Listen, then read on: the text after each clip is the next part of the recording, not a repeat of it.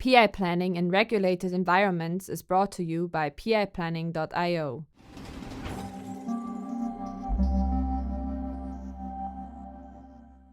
There are several things we have learned from dealing with regulated environments in different industries. You need to be very clear on what is compliance and what is not. A mapping of scaled agility to reference models is surprisingly straightforward once a lean agile mindset is understood. And there is a bear trap. Compliance elements shall always be mapped to value-adding deliverables, instead of just work products just to be produced to fulfill a requirement. For example, if I said that we don't have a work breakdown structure because it's in the backlog, you don't need to produce that just because ASPICE asks for it.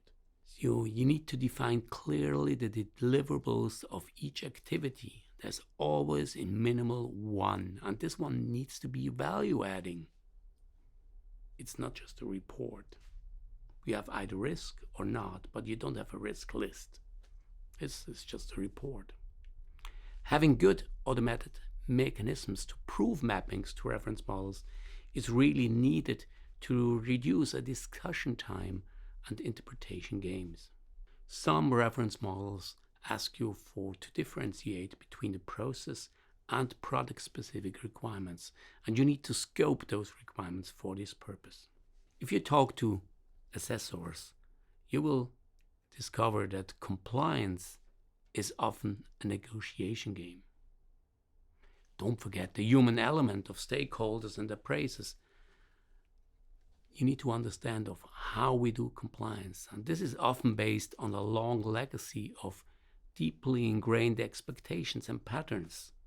The solution intending safe and agile design controls, for example with emergent design, with a skeleton approach and so forth, requires that participants really understand what they are doing. Then you can demonstrate compliance in small iterations based on a flow. And based on flow means that you avoid a quality depth. The compliance must be built while you are developing a system. That is not something a thing which you will do in the past. Audits. Treat audits like a normal system demo. And if you have a finding, focus on the outcomes. Separate the what shall be done from how something is done, and you model only necessary steps in your process. There are no clicks, click this tool, click that tool. It's something that you need to make very easy in your process. Here's a word from the presenter of this program, piplanning.io. Struggling with alignment in your agile release train? It's time to check out piplanning.io and get a free 45 minutes demo with your team. Go to piplanning.io/demo or follow the link in the description. Back to the program. You have to build and rely on a heuristic model for process to usage. There are no activities with no inputs. And these activities are very suspect because it just comes out of the blue. Deliverables, inputs, and outputs, they are used several times. So you have to come up with an information model where it shows the relations of these artifacts. Activities are performed by roles, so you will have a RACIC and so forth. The most important, I think, is that such a QMS needs to be changeable as well, and the QMS needs to be easily accessible and easy to use for each practitioner in an endeavor. Each endeavor has its own process instantiations, and it can be tailored by the people themselves just to make sure that we really reduce waste. We need to allow the people that they can do their tailoring by themselves in a controlled and easy way. And with that, you can fulfill the principles of decentralized decision making. The most important thing is that you are not alone by doing so. There are a lot of available sources, for example, from the Software Engineering Institute. They have a very good paper from the Department of Defense program, Scaling Agile Methods. The CMMI Institute comes up with a guide to Scrum and CMMI.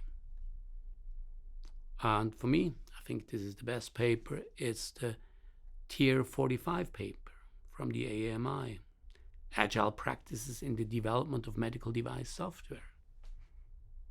There are so many good information, and just use them to help and to ensure and to improve your processes. Something that we have also learned is that having such a lean QMS in place helps you to get these major benefits.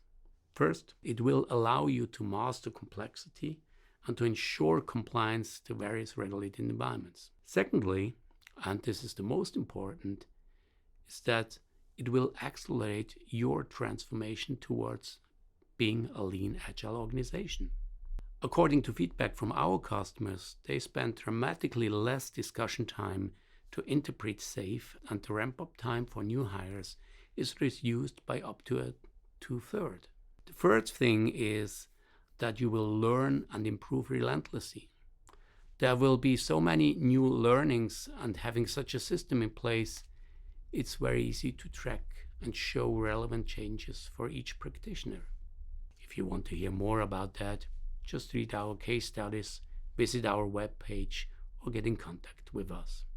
Thank you so much for staying with me until the end of this series of PI planning in regulated environments. Have a nice day, and goodbye.